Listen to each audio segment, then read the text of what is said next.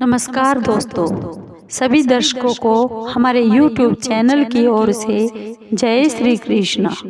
दोस्तों, कैसे हैं आप? उम्मीद है आप सब अच्छे होंगे। आइए आज की कहानी सुनते हैं। उससे पहले अगर आप चैनल पर नए हैं तो प्लीज़ सब्सक्राइब जरूर कीजिए और बेल आइकॉन को जरूर दबाइए ताकि आप तक हमारे सारे नोटिफिकेशन पहुंच सके। दोस्तों, आपका एक सब्सक्राइब भी हमारे लिए बेहद मायने रखता है। दोस्तों, आज हम कहानी लेकर आए हैं जो कि बहुत ही ज्ञानवर्धक है और बहुत प्रेरणादायक और प्यारी भी है। आइए इस कहानी को शुरू करते हैं।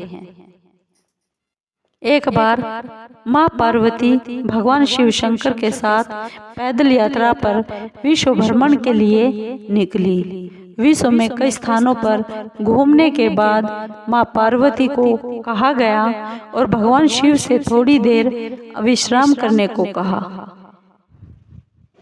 भगवान शिव ने विश्राम करने के लिए हाँक कर दी और दोनों एक पीपल के पेड़ के नीचे बैठ गए। थोड़ी देर बाद भगवान शिव ने अपनी करवट बदली, लेकिन माँ पार्वती की नजर उन चींटियों पर बहुत जोर से टिकी थी जो एक स्थान से दूसरे स्थान पर जा रही थी और चींटियों के बीच रास्ते में पड़ रहा था एक रेंगने वाला कीड़ा जिसे चींटियां बार बार लगातार काट रही थी। कीड़ा अपना बचाव कर रहा था, लेकिन बचाव करने में वह बहुत असमर्थ था क्योंकि चींटियां बहुत थी और कीड़ा बेचारा अकेला था। कीड़ा अत्यधिक दर्द में था। वह बहुत पीड़ा महसूस कर रहा था। वह अपना बचाव करने के लिए बहुत ही छटपटा रहा था। माँ पार्वती को यह दृश्य देखकर होश आ गया। माता कैसे न कैसे उस कीड़े की पीड़ा को मिटाना चाहती थी, लेकिन खुद वह दूर करने में असमर्थ थी। तो माँ पार्वती ने इस समस्या से होने वाली शिकायतों के लिए कीड़े का समाधान करने के लिए भगवान शिव से प्रार्थना की। भगवान शिव ने जब रोते हुए उस अजनबी कीड़े को देखा तो माता पार्वती को समझाया कि पार्वती, तुम इस पर ध्यान मत दो। किसी दर्द में अपितु अपने कर्मों का वह फल भोग रहा है। लेकिन माँ पार्वती बहुत ही कोमल हृदय से उस कठोर और दर्दनाक दृश्य को देखकर बहुत बेचैन हो गई और उन्होंने भगवान शिव से उस कीड़े का दर्द मिटाने के लिए बार बार प्रार्थना करती रही, विनती करती रही।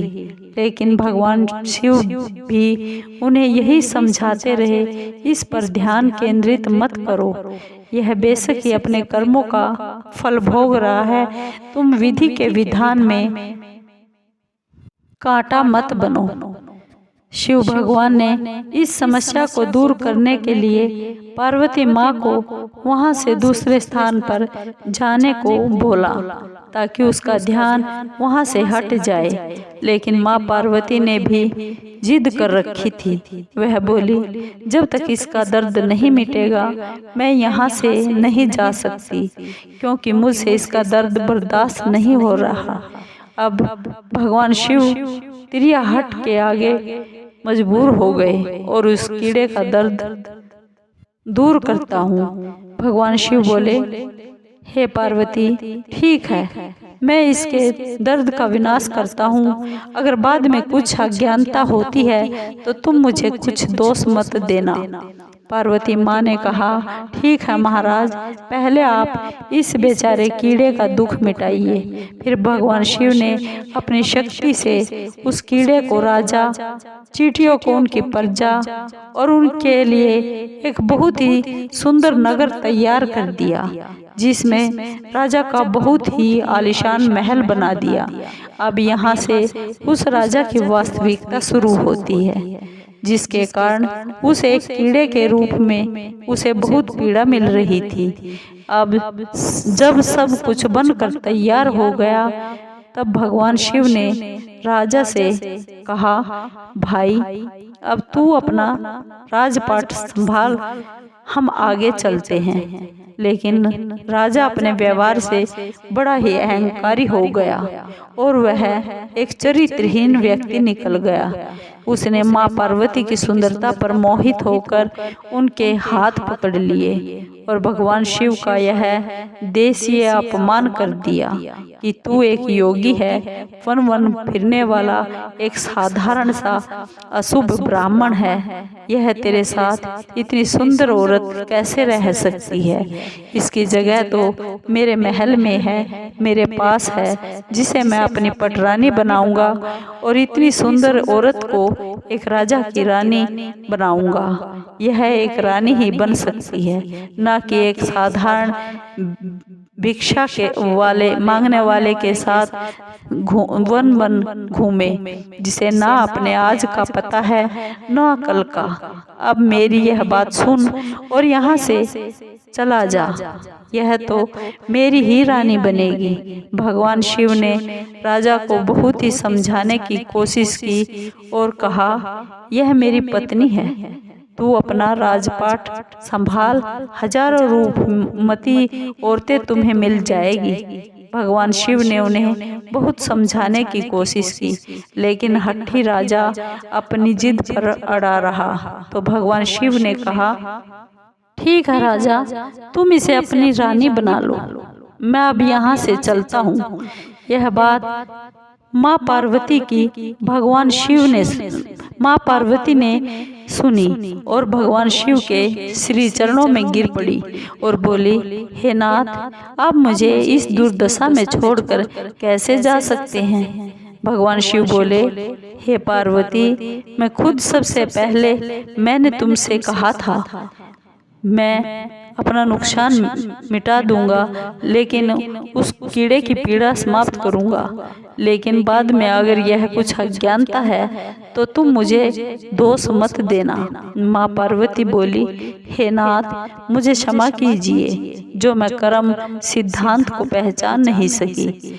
अब मैं समझ चुकी हूँ, यह तो बहुत घमंडी और चरित्रहीन आदमी अपने पिछले जन्मों के कर्मों का फल भोग रहा था। इस क्रूर आदमी ने बेशक ही अपने जीवन में बहुत से पाप किए होंगे, जिसका इसे जुर्माना इस कीड़े के रूप में भुगतना पड़ रहा है। भगवान शिव ने खुश होकर कहा कि पार्वती, तुमने जिद करके ऐसा करवा दिया, क्योंकि सभी जीव अपनी करनी के ही फल भोगते हैं और उसके विधि के विधान में टांग अड़ानी अच्छी बात नहीं। लेकिन अब वह कर्म सिद्धांत को समझ गई है। फिर भगवान शिव ने अपनी शक्तियों से जैसा पहले था वैसा ही कर दिया। राजा को वही कीड़ा और प्रजा को वही चींटियां रहना पड़ा। उसके कर्म सिद्धांत को उसके हाल पर ही छोड़ दिया।